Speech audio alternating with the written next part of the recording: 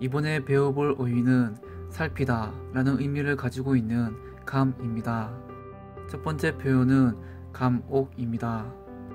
여기서 감은 살피다, 옥은 감옥, 풀어서 이해하면 감옥, 즉 죄인을 감시하고 가두는 곳이라는 의미가 됩니다.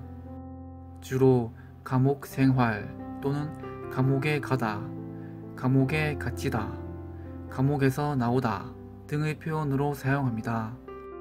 옥을 공유하고 있는 단어를 추가로 알아보겠습니다.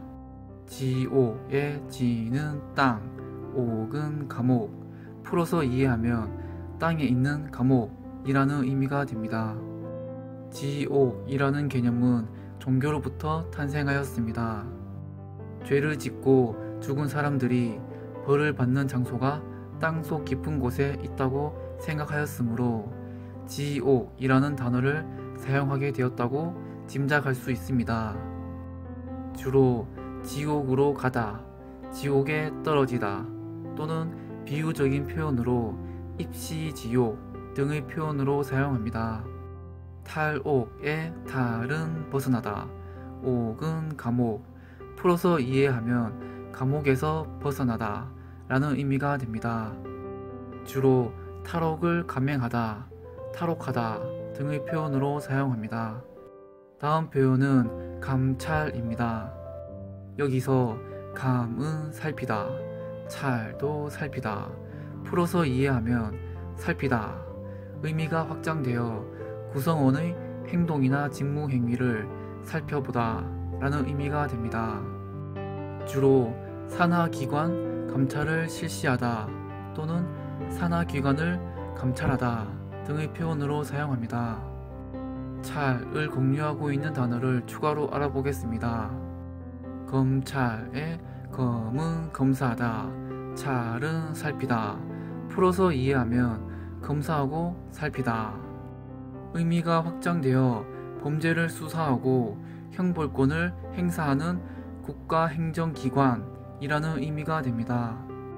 경찰의 경은 경계하다, 찰은 살피다, 풀어서 이해하면 경계하고 살피다 의미가 확장되어 국민의 생명과 재산을 보호하고 사건 사고를 수사하며 범죄자를 체포하는 국가행정기관이라는 의미가 됩니다.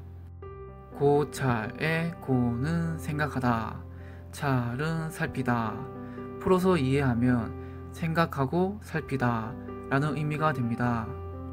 관찰의 관은 보다, 찰은 살피다, 풀어서 이해하면 보고 살피다 라는 의미가 됩니다. 성찰의 성은 살피다, 찰도 살피다, 풀어서 이해하면 살피다 의미가 확장되어 자기의 마음을 반성하고 살피다 라는 의미가 됩니다. 순찰의 순은 돌다, 찰은 살피다, 풀어서 이해하면 돌아다니며 살피다 라는 의미가 됩니다. 진찰의 진은 진찰하다, 찰은 살피다, 풀어서 이해하면 진찰하다, 즉 환자의 병이나 증상을 살피다 라는 의미가 됩니다. 통찰의 통은 꿰뚫다, 찰은 살피다, 풀어서 이해하면 꿰뚫어 살피다 라는 의미가 됩니다. 다음 표현은 감청입니다. 여기서 감은 살피다, 청은 듣다, 풀어서 이해하면 살피려고 듣다 의미가 확장되어 살피기 위해 몰래 엿듣다 라는 의미가 됩니다. 주로 감청하는 장치 또는 감청하다 등의 표현으로 사용합니다. 청을 공유하고 있는 단어를 추가로 알아보겠습니다.